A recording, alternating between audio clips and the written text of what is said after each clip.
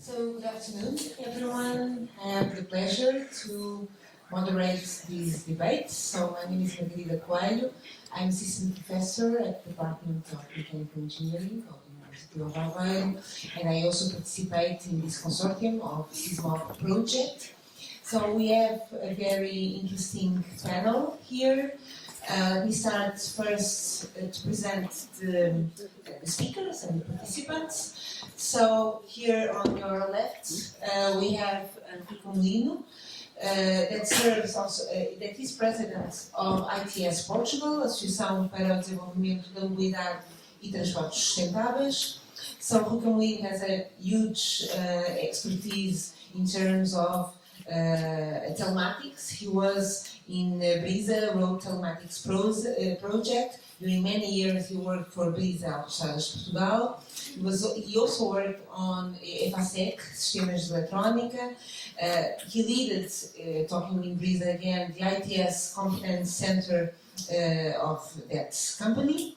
He also served as coordinator of several committees, and also he belonged to several projects related with ITS, Intelligent Transportation Systems.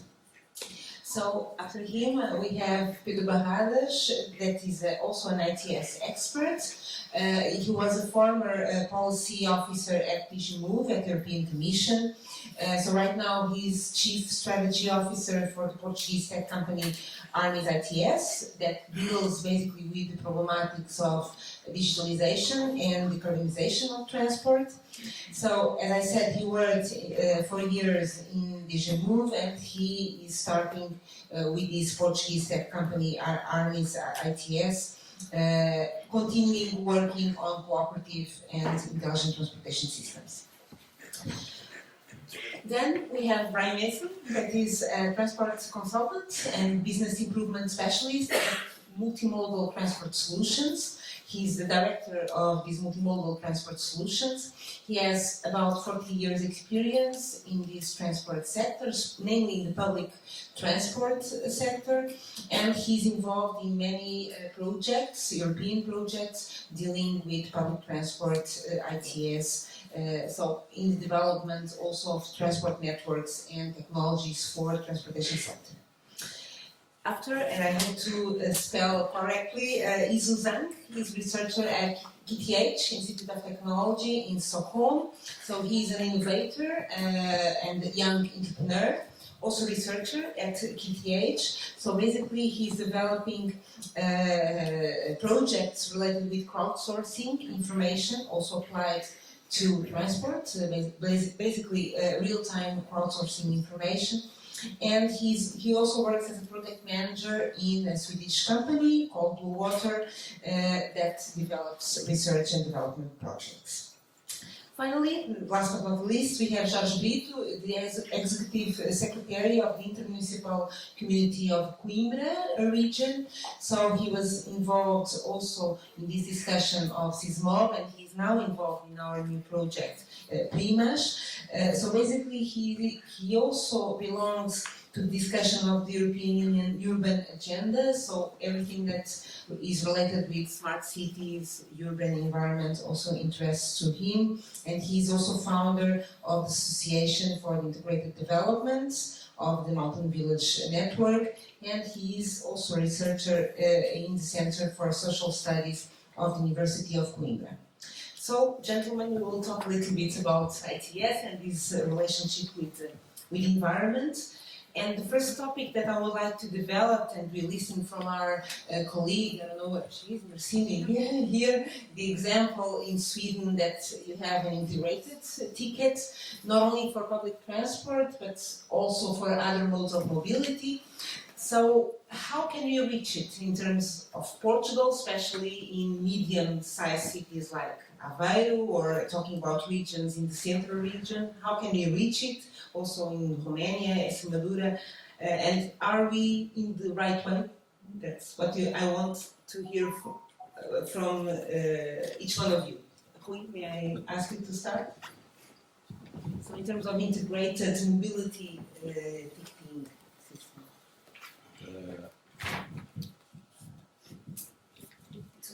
Okay. Good afternoon. First of all, I would like to thank for the invitation to be part of this panel and to participate in this interesting discussion. I think we are quite far from well, at least what I would envisage as being a minimum solution that should be a ticket that could be used at least in one country. And if it's difficult in one country, if we speak about Europe, it's almost impossible.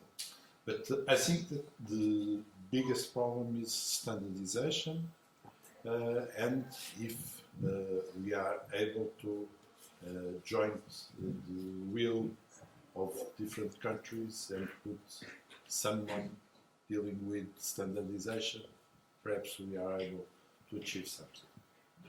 If we don't, it will be very hard. To reach that situation.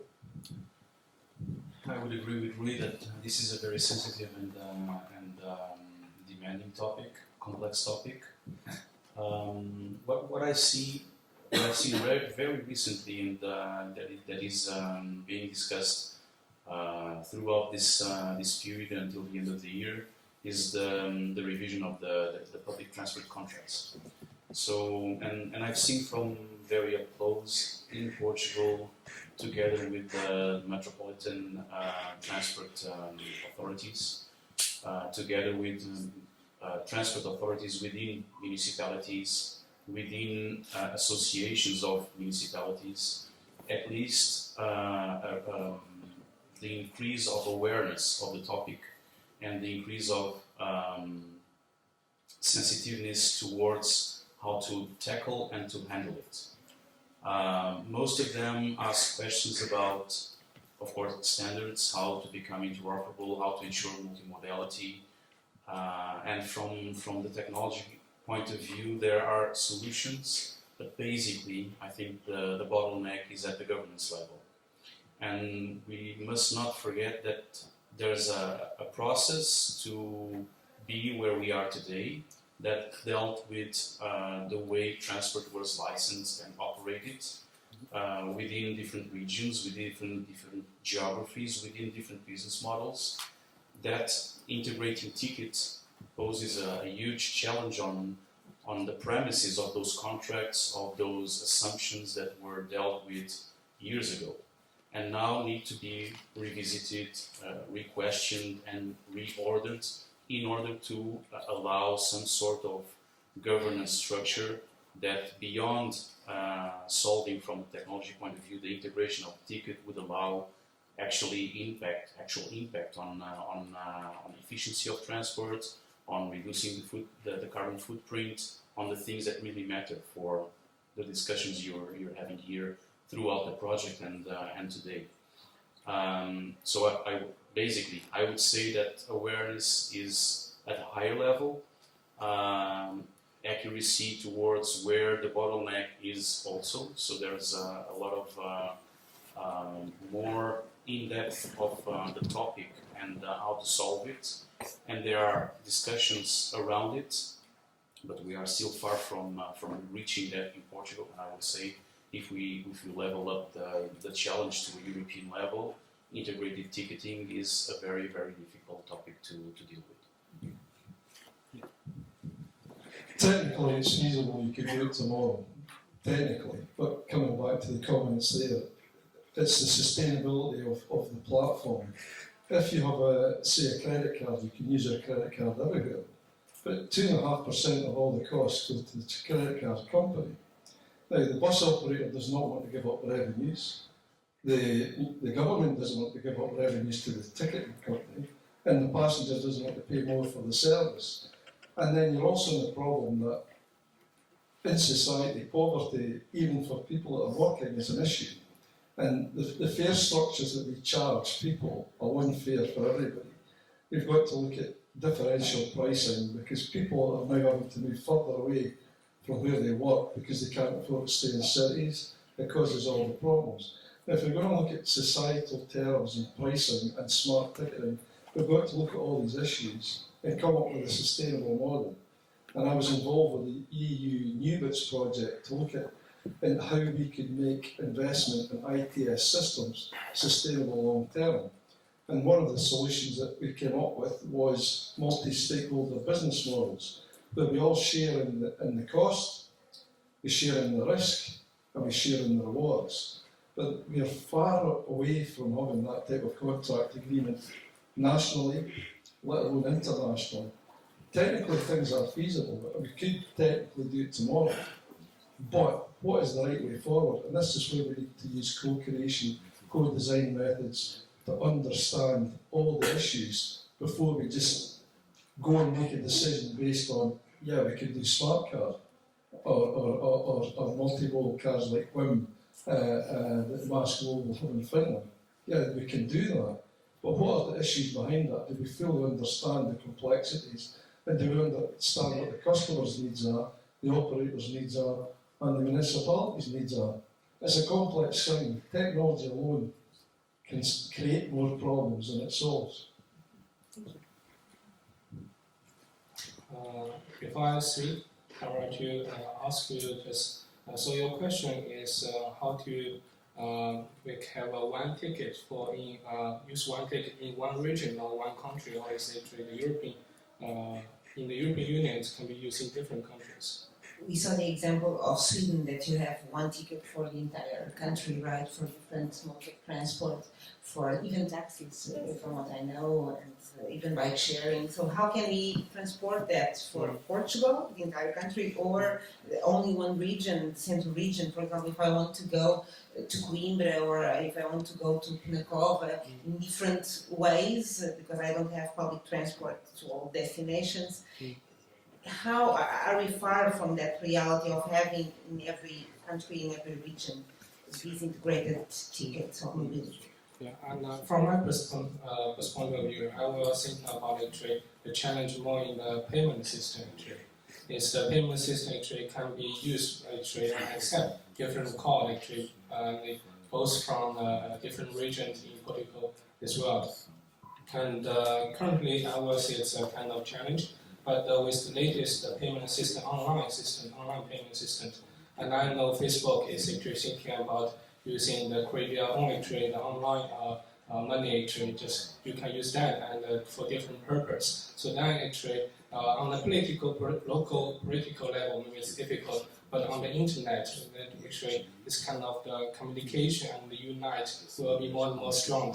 Not only in one country, also in different countries. Yeah. And also, actually, when we talk about different countries, I was thinking, because I'm from China, so I was thinking about when I travel in Europe. Actually, I can buy a ticket for the Interrail ticket.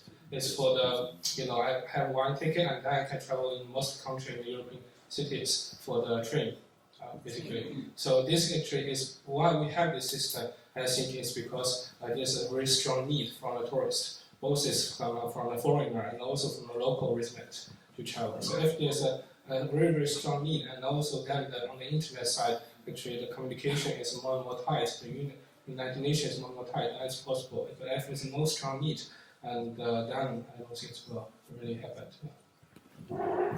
Josh, do you want to add? Okay, and the last one, so it's easier, I think. So we are very far from the Swedish reality. For instance, we are right now ending the big process to put in market our concession of transport. My engineers are ending the big process. And for us, integrated ticketing is the key issue of the project. So we think that this is not a technological aspect. This is more a political will.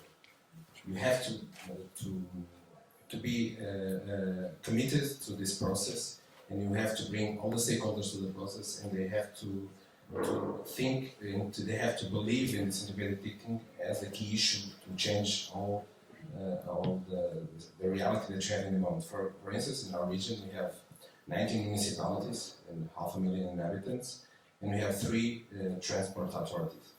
And to manage all this process, as we said, it's not a technological issue, it's a political issue. But the driver that could make this integration correctly it's for sure ticketing. Thank you very much. Thank you very much. Yeah, please.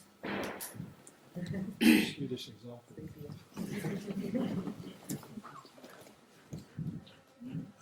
I just would like to make an additional comment. We have organized a cycle of conferences on urban mobility a couple of years ago. And for us it was clear that there was a lack of knowledge from people from municipalities dealing with concession contracts and so on. And we have approached 3 universities aiming to have courses dedicated for people that are in the municipalities to give them the right knowledge to perform their job. We are still waiting for proposals for those courses. Please invite us. I think maybe we are not invited. Just a quick one on that. This is an important thing that globally, for every innovation, we create a skill shortage. I'm chair of the UK's Skills Gap in Public Transportation Committee, and we are working with universities to say if the government's going to invest money in transport in the digital age, it's easy supplying the money, but we don't have the people to actually design the services because the technology industry doesn't understand transportation and the transport sector doesn't understand technology. So we have to get to the stage where we develop courses and the skill base where we can maximise the use of the data and the technology to design the business models to meet the customer's needs. And this is, Max is speaking on this very topic next week in Turin to the European Metropolitan Transport Authorities, because they recognise there's a huge skill shortage. We develop technology and we hope people will be able to use it, but we don't fully understand why we're going to use that technology, and those that build the technologies don't understand the market they're trying to sell into. And this is a real critical part.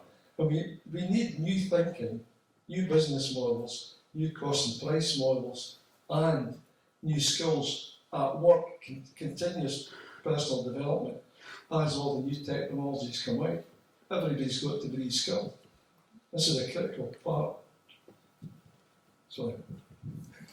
Thank you very much.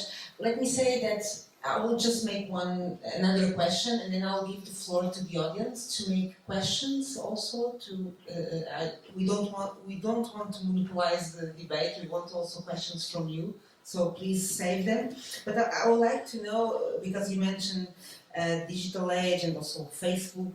And I listened, I think it was last week or 2 weeks ago in the MOBI Summit, someone was telling that data is the new oil. MOBI Summit is a mobility summit that is being held every year. And when we talk about Facebook or Google, we are being tracked with our smartphones everywhere. Even the public transport operators, they have information about the customers that they have. How can this data be public and open, namely for us researchers and other, of course, public institutions? This is very valuable for us to do and to study the performance of the systems and the mobility patterns. How can policymakers make some influence that data is publicly available without compromising the questions of privacy, of course? Maybe I start with you, Pedro. Very hard question. Because there are some assumptions on your statement that would immediately trigger questions. Accessibility to data, that's one thing, and for sure, over the past 4 years in the European Commission, we've thrived a lot to make data accessible, whether through APIs, whether through funding projects, whether to deploying regulations that would enable the identification of the types of data, the standards, the protocols that would enable some leverage of the market and take up of the market to develop innovative solutions towards many different sectors, not only mobility. So there has been immensely initiatives towards that. When it comes to transport, undeniably we are under the domain of the ITS directive and the delegated regulations, and there are dedicated regulations to multimodal. There's delegated regulation 1926, published in late October 2017, I think, if I'm not mistaken, that dealt with exactly the topics of multimodality, the data categories, whether they are static or dynamic, and a timeline for the public authorities and the private stakeholders dealing with transport to open up their data to be reused and for other purposes. The thing is that open data doesn't mean quality data. And there's a problem with the use of data that is open, but it's useless. For instance, if I have a timetable for a bus that is 2 years old, even if it's open, even if it's there available, I cannot develop a service that is accurate and people would want to buy in. So quality of data means efforts to collect data, to keep it alive, to keep it updated. It means investment. So open doesn't, as I said, doesn't necessarily mean for free also. So we have to acknowledge that some sorts of data for the purposes of reusing would have to come under terms and conditions. Whether they're, for instance, for use for public domain of research, development within universities, I think there are certain protocols, some memorandums of understanding, some terms and conditions that are possible and feasible to establish with governments, national or local governments, to enable the use of that data that is being collected and that can be processed again for whatever needs you have in mind. If it's for commercial use, then you could raise a question on since the public authorities or whoever has the effort to collect that data, wouldn't they be allowed to have some sort of revenue towards the commercial added value that is added up to the reuse of that data? And then things become trickier. It becomes even more trickier when it comes to security issues or to data privacy issues. Then the templates for the terms and conditions go from 1 page to 18 easily. And then it's no longer a discussion about open data, quality of data, it's a discussion between lawyers. Whether it's possible or not to come to terms and what is the definition of the scope, what's the purpose of the use, whether am I able to use it for how long, for how far, up until when, and it's an endless discussion there. Rui, if you want to add something. No, I fully agree with Pedro on this. Beginning has been established with the ITS directive. I personally think that the way as Netherlands started dealing with it was a good approach. They had a database where everyone that was giving information for the database could use the database. Others that are not contributing for the database should pay for its use. It seems to me reasonable. But as Pedro was saying, it depends on what is in discussion. I remember in 2009 being on this discussing tolling with the Netherlands. And Breeze at that time won the first tender for free flow in the Netherlands, and then afterwards the Parliament decided to close the tender, and so there was a close of the contract with the indemnizations and so on. But the major problem was privacy of data, and it was something that was not overcome at that time. It seems that within the next years it will happen, it will be overcome, but we are still waiting. Liza, may I ask you? Sorry. May I ask you to, because you were involved in some real-time crowdsourcing information, do you want to add something to this discussion of the open data on transport? Yes. It's working. It's working, okay. So I will say actually, when we're talking about data actually, nowadays why this text is become very popular is not data itself, actually it's a big data. For example, if the data only describe a person, like Ijo is 173 centimeter tall and around 19 kilogram, this data is that valid? I don't think so, right? But when we have a big data, and then we can actually really understand that person, and in the end, actually we can understand what he needs, and then we can predict what he needs. For example, I just found out like we have a fika today, or not fika, but a coffee break. Fika is a Swedish word. Yeah. And we have a lot of bread left, right? And this, I hope we can still use it. But this could be, if we have a data, we know like what we eat usually in the coffee break, everybody. Then based on this, we can predict how many bread and also the other dessert we need to prepare. Then we will have actually more precise amount of this food actually for us, so we have less waste. So so the data itself will not be valid, but based on the big data, we can predict more precisely, and then the result will actually benefit to the operator. And it's the same actually in the metro as well. So if I only know one departure, the crowdiness, it's really useless for me. But I know the whole year, 2017. I also know 2016. Even actually 5 years so 5 years before, yes. So then based on this big data, I can know the trend. And then also based on the real-time data, I can predict more precisely what will be the crowding situations.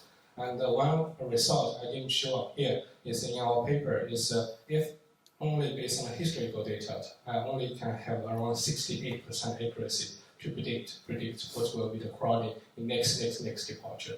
But with the real-time data, actually, the prediction, the program, actually, the data will help the program to predict by themselves. It's like we're actually using machine learning in our programs. So it will be more accurate, and that's learn by itself. So that actually, this will really, really great give you the value.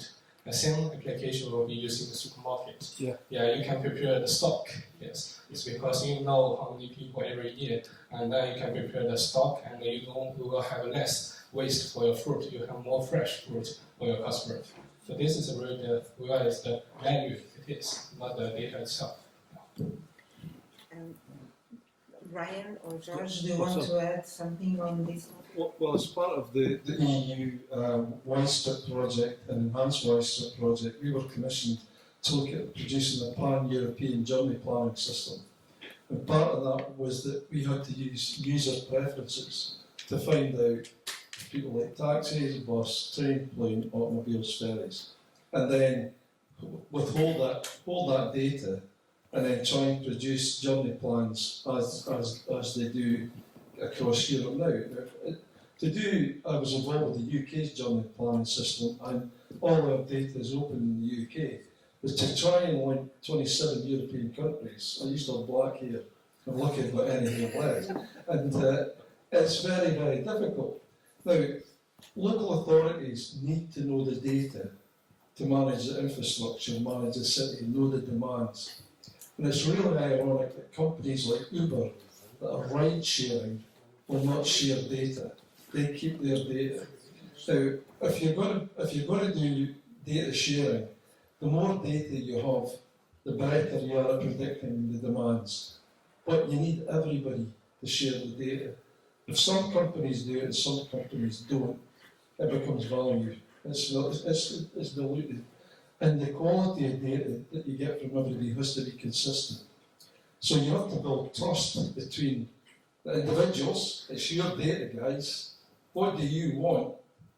And how is that going to be used? So that's the reason that the European projects like NUBITS and CITEC were funded to look at the problems related to ITS and how we will design public transport in the future based on the involvement of all the stakeholders in the design of the services and the control of the data. Not easy, because there's no way of legislating this all the time that Uber, you must, taxi trade, you must, bus companies, you must. So as a result, chaos. Unlike Finland and Sweden, where the mentality of the countries is we will, and we will cooperate. Now it comes back to mentality of government, mentality of people. Because MAS works in Finland, doesn't mean to say it'll work in the UK or work in Portugal or Sweden or demand a sponsor transport. It's local people, local preferences. There's no one size fits all. George, do you want to? I want to share two things with you with the transport authority point of view.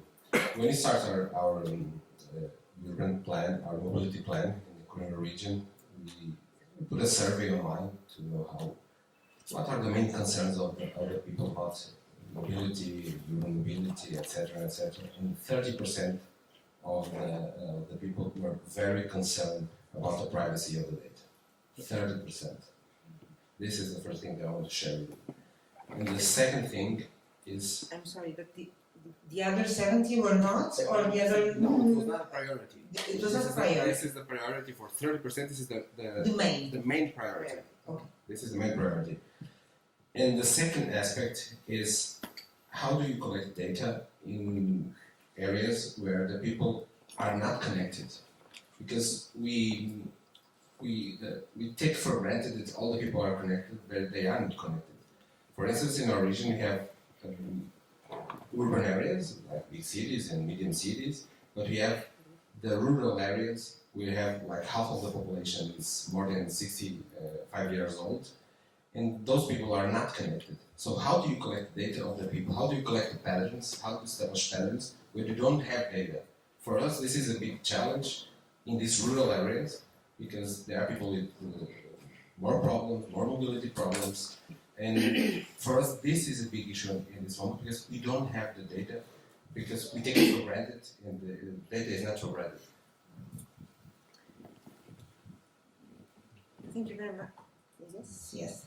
Thank you very much, and we'll come back to that point on the rural areas in a moment, but I would like to open the floor to anyone in the audience that wanted to make a question. No? Yes, please, Mihai.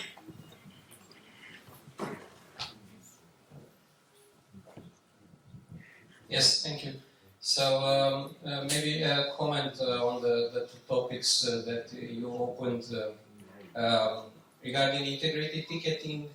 I can agree with what all the speakers have said, that we have a long way to get there, even at national level and never mind the European level.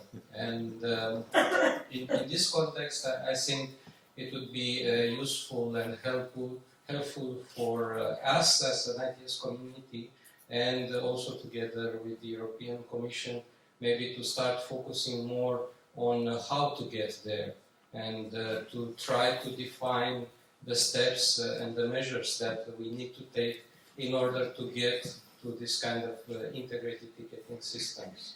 And I think open data and sharing data and providing data is one of these steps, and one of the most important things to do in order to have this. And I'm quite happy to see that the Commission is supporting this, and we have the delegated regulations that are helping and supporting to have open data. And I think it will be very good if the Commission continues to support the implementation of national access points to provide the framework for having this kind of implementations and for having integrated ticketing solutions. Thank you. Do you want to address your comment to any of the speakers or yes? No. Anyone wants to respond?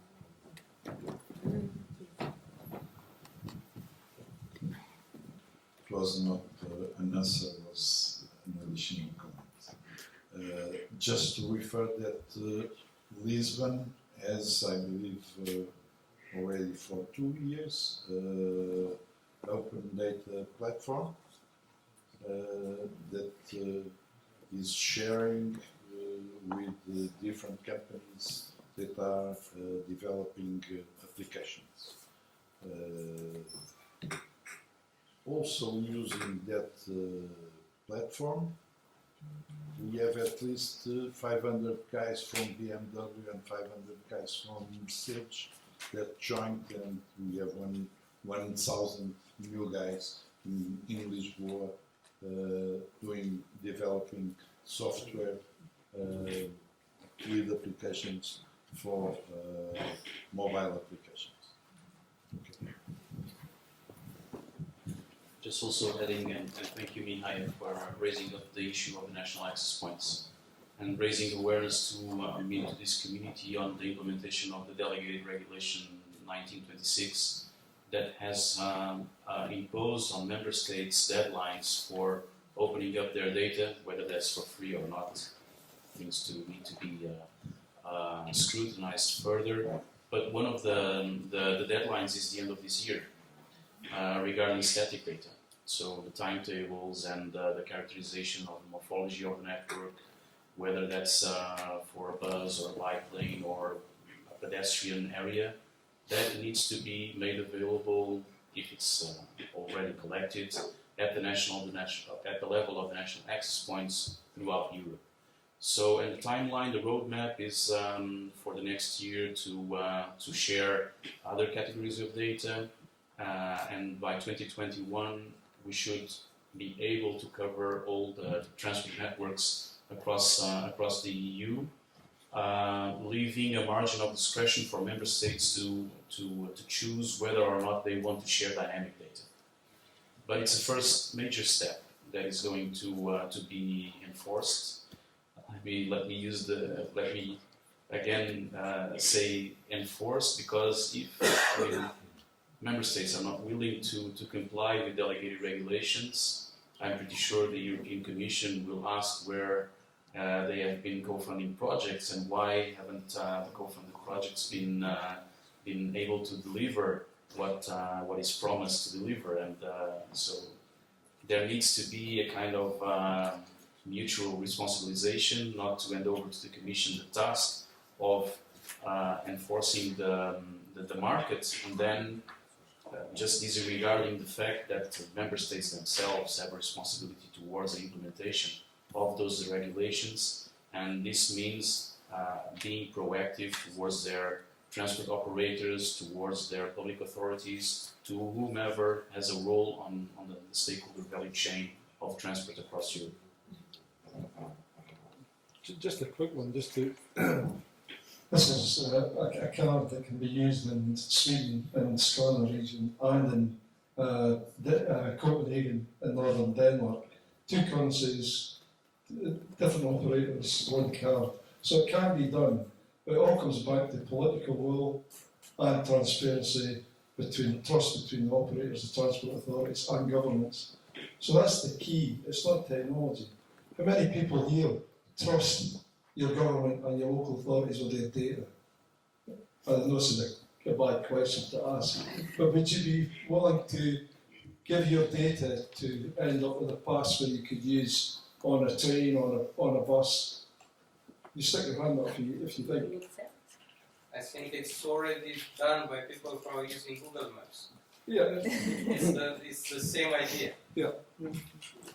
it comes back to trust to make these things happen. Trust between all the stakeholders. I think maybe it's not only trust, but actually seeing the benefit of the service. Yeah. So if I like using Google Maps, to some extent I don't care what they do with my data. But I have a good service that I like to use and it's useful for me. So maybe this is also something that needs to be taken up by the states and the authorities to try to come up with an attractive service and attractive provision, and then people will be more willing to share the data and to support this kind of stuff. That's what came out of the SIPTech project was once we get the data, we get the people involved in the design of the next generation of services and products. Okay, time flies, and I would like just to change the topic, but taking what you mentioned about Uber some minutes ago, and following that CISMOB wanted to correlate the implementation of information and communication technologies and the reductions on emissions. And we see, for me it's not clear that these new forms of mobility have an advantage in terms of emissions. For example, if I decide here in the region of Aveiro to come to this conference by Uber instead of bringing my car, I could come by Uber and then I will call or I will use the app to call it again at the end of this conference, but maybe this Uber car is emitting more than if I bring my own car to university and then go back to my home. How these new forms of mobility are an advantage or a threat also in these emissions subject, and how can the policymakers and how should they in their regulations implement this issue?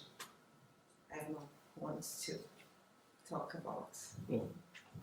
That's why I want my wife design the multimodal network. Having one person, one car, if you don't take your car and take an Uber, the net effect is it's still a car. What we need to do is maximise the road space for public transport to be quicker. We need to set up multimodal hubs and get people quickly to hubs, and then have like bus rapid transit systems to get people quickly into towns with bus corridors, with smart traffic light systems. Design the infrastructure to get the flow on and off the vehicle quickly, easy payment systems, and then we can look at first and last mile, like in Scotland, where cycling's big, scooters, pedestrianisation in the city centre. So you have to take all these components together. Micromobility modes that you And you don't want small vehicles. Low capacity vehicles going long distances. You want low capacity vehicles going shorter distances, and high frequency, high speed public transport going the biggest distance to feed into railway, tram, interurban bus and rail networks with a one ticket system that fits everything. That's utopia. Go to Sweden, Denmark, that's already there. Anyone wants to talk about at least the relationship between these at least the relationship between these new forms of mobility and the effective reduction on CO2 emissions? I'm thinking about actually the data cell actually also can have the taxi as well. For example, and also Uber of course, is for example in the data actually for the conference, the participant actually if it's open and they know actually there's a concentration a lot of people actually in this conference, and they might also know how frequent this some of them participants actually use Uber quite frequent. So then in the map they know actually the spot, the hot spot with a potential actually a demand for the taxi and the Uber.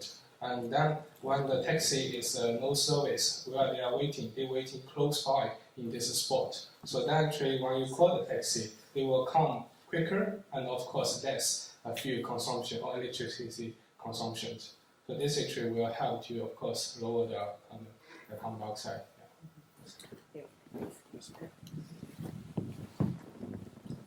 I want to share again something with you because we have a commitment in our region to reduce 20% of the gas emissions until 2021. But right now the big discussion, how much does it cost? This is the big discussion right now. And is everyone prepared to pay more to this reduction? Because we can put, for instance, as I said, we are right now preparing the big concession contest, and we can obligate to, for instance, all the buses they should move by gas or electric, but how much does it cost? And are all the people prepared to pay more for the tickets at the end of the process for knowing that they are taking a bus that is electric or moving on gas? I think you should have like good sense. I think right now, for us, this is a big discussion because it's not only about putting a big goal and to say, oh, let's reduce 20% of the gas emission. But do we have money to pay it? Is it sustainable in terms of financial? We are right now dealing with this problem. We don't have a solution. One subject that you mentioned, George, some minutes ago was the question of the rural areas and namely the aging population. And this is one thing that really concerns me because we are talking about digitalization and autonomous vehicles in the future and mobility as a service and apps. But my grandparents don't know what is an app, or even my parents' generation, not everyone knows how to use an app. How can we make these information and communication technologies are a factor of inclusion in terms of transportation and mobility and not a factor of exclusion? I don't know if you can start by George or I'd like also to hear the others. What we are trying to do is like a cross-selling of in terms of public policies and try to teach people and the older people how they can be connected to this whole new world. There is danger for them. And we are right now managing several type of projects in terms of digitalization to older people that are directly to them.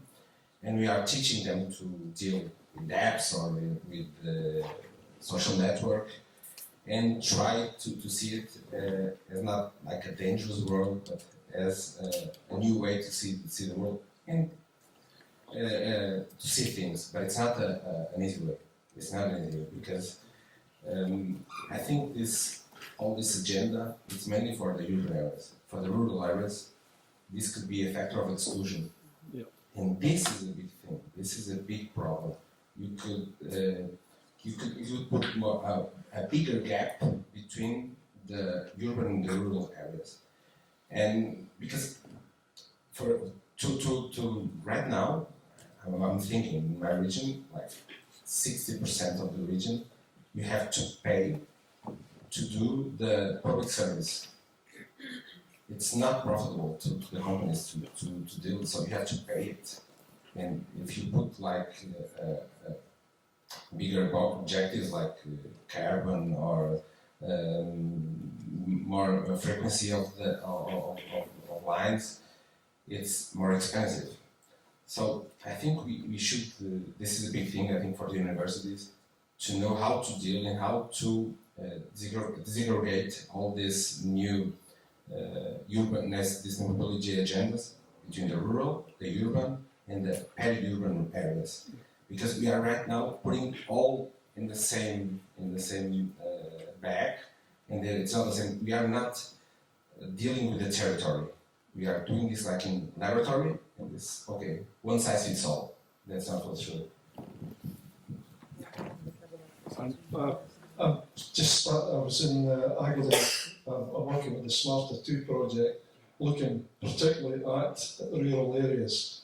And I'll be back here in 2 weeks' time on the co-creation workshop on this very subject, on the rural areas around Agadir, and also looking at testing different rural solutions in the Austrian Tyrol, Brasov in the Transylvania area, and in Trikala surrounding area in Greece, because rural areas at present are perceived to be the poor relationship to urban areas. But in the new world that we're approaching with solar power, wind power, hydro generation, vertical farming, hydroponics,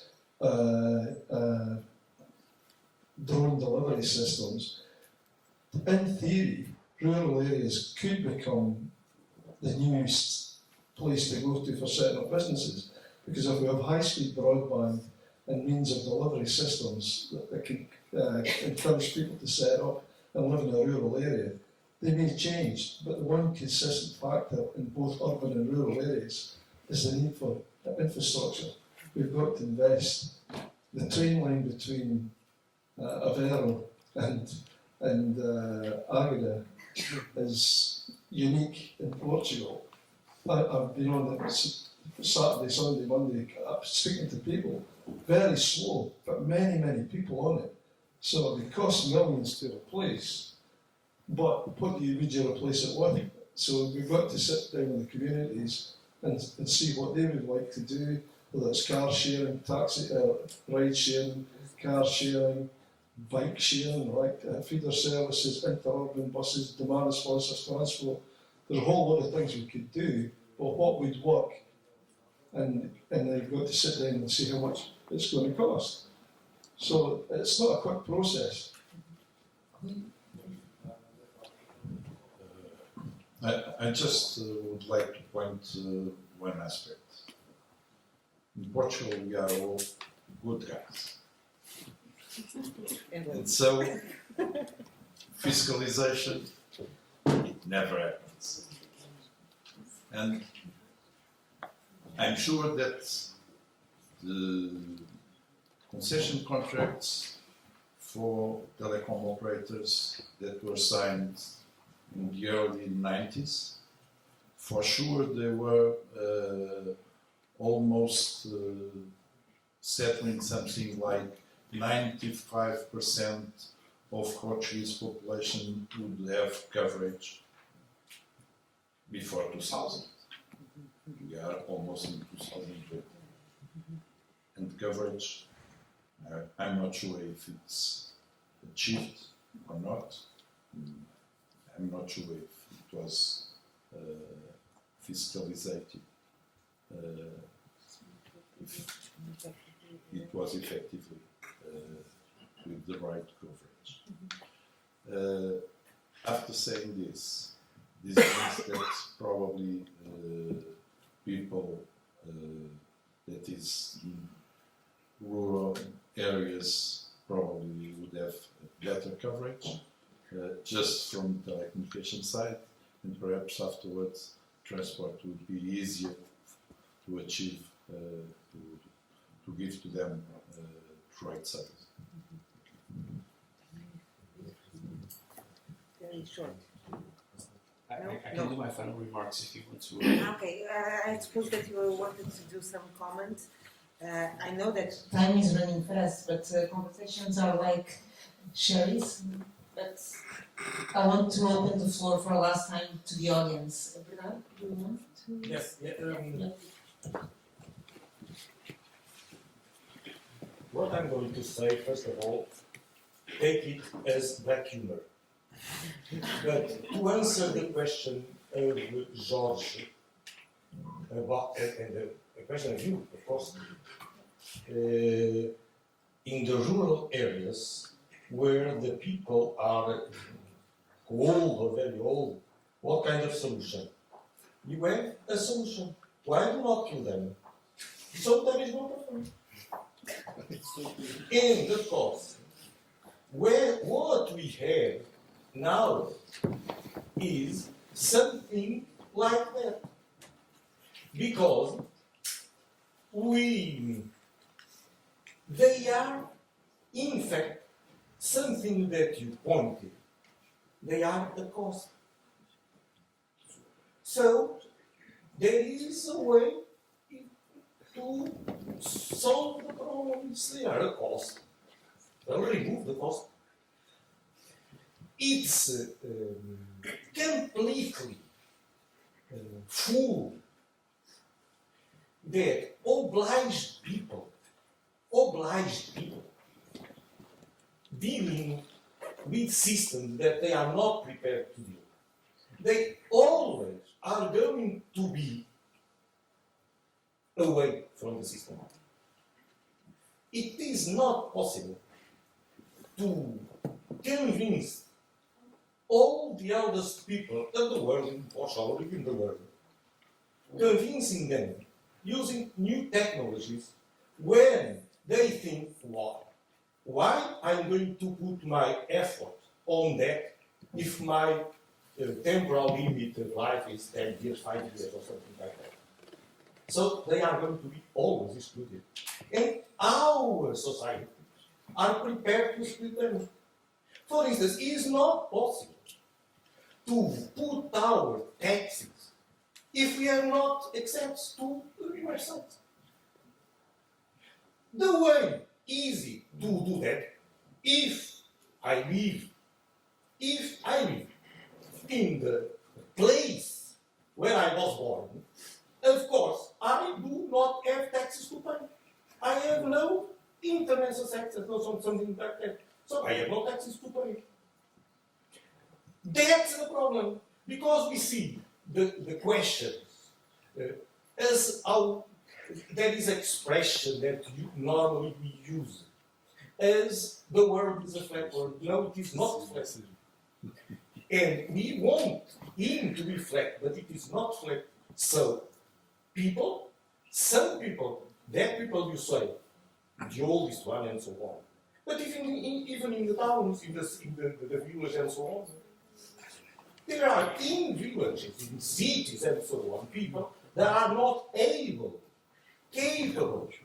not, and think, not in terms, even in mental terms or something like that, because we do not discuss another thing very important in societies is the access, the way how people can access to things, to basic services, como é que se diz em inglês? To communities and so on. Because it's not the same thing. Me or Victor, Baltazar, or you, George, dealing with some kind of that application and so on. For me, it's difficult, but no problem. It's not the same for me or for Victor or for you. And, for instance, of course, I'm going to put an example that does not exist in this time in our town, que eram tatunas. Tatunas could never access to those things. Not in kind of mind and so on, but in kind the way it touches the wealth that we have created in the world. So, we put things on technology as an ultimate goal of society, and it is only a mean. The mean is to bring happiness to the people. But as we focus technology and so on, saying we have a technological problem, no, we have not. Human mind are able always to create new ideas, new technologies and so on to solve the problems. So it's not a technological problem, it's a social one, it's an economical one, it's a development one. A human problem, not a technological problem. And when we put too much emphasis on technological problems, we forget the other things. The world is not a flat one, the world is like that. Yeah. I bring you an example of myself. This year, in an international airport in Europe, I went to the bathroom. When I leave the bathroom, I saw some buttons to buttons to put that and so on. Yeah, very nice. That's yellow, that's green, that's red, and that's so on. Talk. It's amusing for me. I put that signs too much time. It's amusing for me. I feel like a child. If someone are going to collect those data, analyze them, what conclusions can you take? Any other questions? Final I- questions? Just a quick one on this. To come back to, you're right. Look, the people on this planet are here for a purpose. However, when we're looking at the cost of developing transport systems, we can see how much it would cost to replace the railway line between Avero and Arida. And you say, oh, it costs too much. But when you look at the societal costs of not providing a railway and having to send doctors to the person's home, social services to go to people's homes, services taken to people's homes. In 90% of cases, it's cheaper to actually do the public transport investment than not doing it. And in Scandinavian and Scandinavian countries, when they're costing a project, they cost the cost of doing the project and the societal costs of not doing the project. So you have the balance of the technical costs versus the social costs. Because you're right, everything we do, hopefully, is for society's benefit. It should not just be the cost in monetary terms. Okay, we need to close. But I would like just to accept if there is any quick final comment. No? So I will go for a final round in which you can include your response. Just asking you, because we are finishing this CISMOB Interreg Europe project, we are starting a new one on mobility as a service concept. So how can this technology, behavior, dichotomy can be included in our daily lives to improve our mobility? Please, George, I will start by you with your final remarks. But first, let me try to comment. My good old friend works Bernardo, because we met for long years, and I agree with almost everything that you say. Not to kill people, no. But let me try to explain myself better. It's difficult to, when a month ago or 2 months ago, when I was discussing the new network that we are putting in the market, I have a mayor from a rural area that in the meeting said to me, I want the same level of service of urban area. And I said, okay, but you have to pay it. Because it's expensive. You don't have clients, you don't have people, so you have to pay it. No, but there's no citizens of first level and second level. I want the same level of service. It's not possible. We have to try to find other solutions, and we are implementing other solutions. This is not a case closed. We are implementing solutions of transport on demand, with phones, with the social, with the institutions, the local institutions, with people as trust, because trust is the most valuable asset in this process. And this is the key issue. But in other way, you have to teach people to hold this new reality. You cannot ignore the people, because you don't have to press all the red and the buttons. You have to have like instructions on the side to say, you must press only one of the buttons if you are happy or if you are sad. You have to teach it. That's why I'm saying we are doing like a cross-selling with the other policies to try to teach people, not only in terms of the mobility, but in terms like of another assets like environment, like environmental services. That's a new issue for us. We have to teach people about all this new reality. And because people, they have knowledge, and you have to spread knowledge of these older people to the new generation. And we are doing this in all the schools, in all these projects of education that we have, because this is not a slot that is closed. Mobility is not a slot that works. This is territory. We are talking about territory, and this is our main asset. We are into this all new project. We are really hoping that we are a partner. So, and for us, as I said, for this is a big thing. All the new challenges about mobility. We have like for us, this is a bomb that dropped in our hands, and trying to still manage all the solutions while implementing new solution. Like in our region, it's going to be the first solution that's going to be in the bus train. So for us, this is a new branch of working, and we really were hoping to share some experience and to learn in this process. Final remarks, 1 minute. Okay. Hello. Yes. I would say actually, if we looking back to the industry, I would say from the user experience side, the user actually is more and more easy actually to operate the things. If we see the computer before and see the computer now, and also like the camera actually as well, it's actually more and more easy even for the professional people. And so I think from this point of view is the kind of technology will also help the elderly actually from their perspective to design something that can help them to understand and to use it if there's a need for that. Yeah, and I think this is my comment. Brian? We have the technology, we have the operators, we have the systems, but do we have the will to change?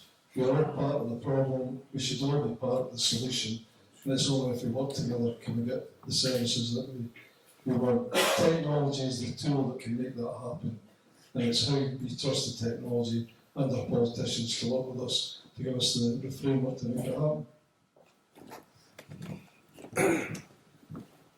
Inclusiveness, affordability, public acceptance are things that are also complex to address. I enjoyed your remarks. You're a funny guy, although I don't like your humor. But thank you for that. I don't think everything needs to be solved by transport. There are a lot of other solutions on urban planning, for instance, options on the way the infrastructure is built in and thought through. And also, that is a reflection of the culture. So the urban planning is different in Portugal as it is different from in Iceland, where you have examples of the elderly people to get grounded in areas that are also nearby residential areas for families that will enable, a smoother transition between the aging process and the role of each age in the society that is very typical in Iceland and very uncommon in Portugal. So, and the urban planning is reflected upon it. Just to give you, kind of flavors. So, and thinking of flavors to final remarks on sour, sweet remarks. I've written a lot of speeches over the past 4 years, me and my colleagues, of course.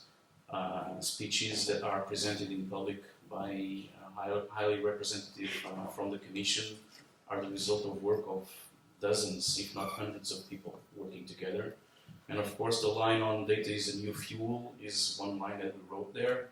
As we wrote, if the data is a new fuel, then AI is a new engine.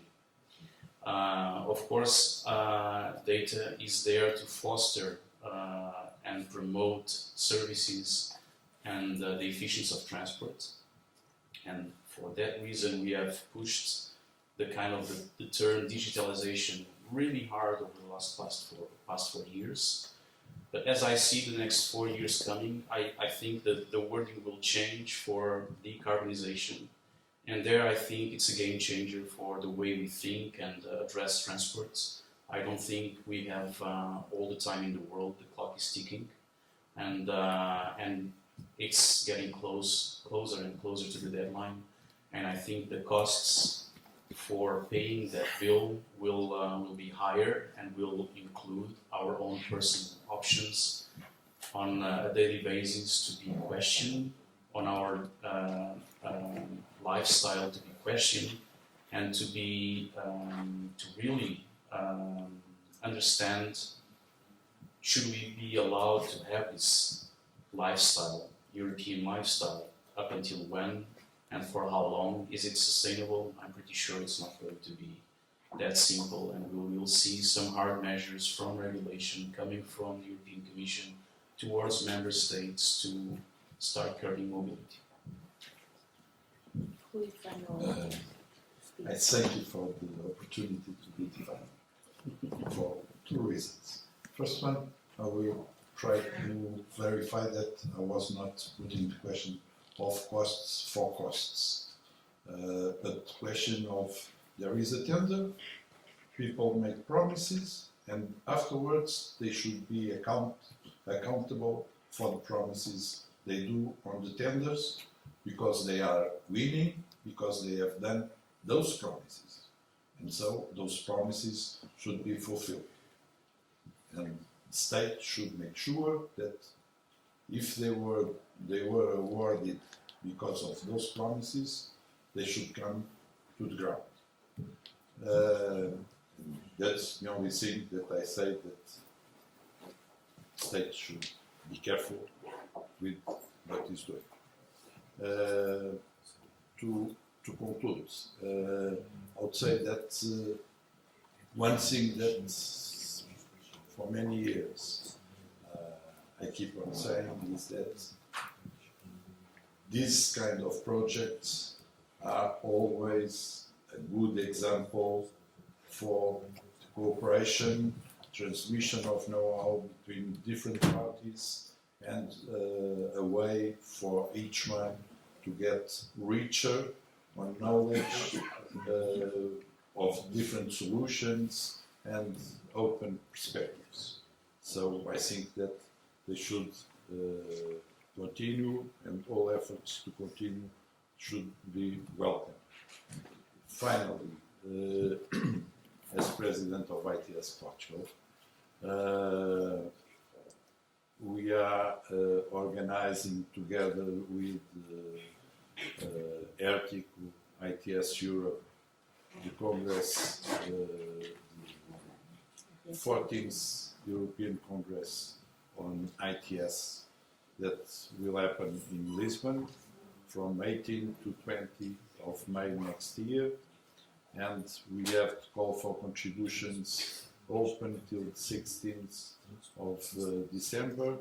So we hope that most people from Portugal and from the other countries that want to contribute and give their voice on Congress are most welcome to participate. Thank you very much. So that's a very nice end to finish the debate. Just also to add a personal perspective, and thank you very much for your valuable contributions. For me, it was a very interesting learning process, and thank you to Verena and Interreg Europe for all the help that they made during these years of project. Also, a big thank you to the project, to the consortium, our colleagues from Romania, from Sweden, from Spain, from Agda. It was a pleasure to learn from them. Our colleagues from CCDR that also followed very closely always the events of these projects. And this is, of course, a working group, but I think that from here also new friendships also appeared. So thank you very much, and I give the floor to Jorge, but first I would like to ask a round of applause.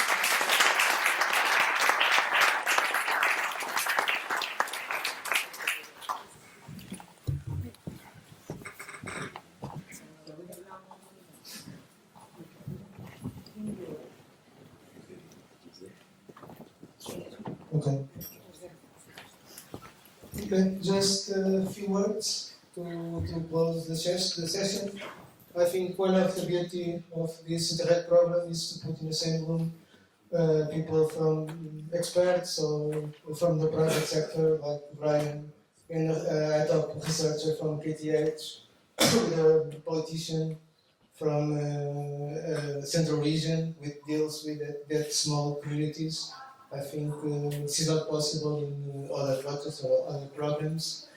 Finally, one of the things I'm also proud of this project, we didn't try to sell ICT technology as a magical solution. Actually, we tried to be quite realistic about the potential, but also the limitations. And for instance, in pilot action, the conclusions are quite clear. We didn't show trust in smartphone applications, for instance, for small communities or for like for instance in the towns like Rocha, Penacova. Actually, you can use technological solutions like solar panels that are quite useful for people, for an old man that can be at home for 10 minutes instead of being in the rain. So our main concern is to make technology really useful for citizens and not try to sell us fancy concepts of digitalization, smart cities. It's important, but it's not a magical solution. You try to be realistic about that. Okay, thank you so much. And I hope you enjoyed the conference.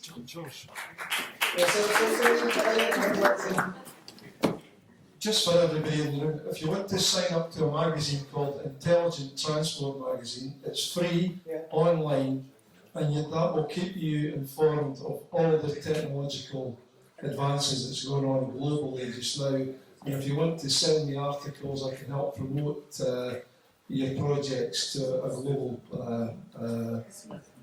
platform. Thank you.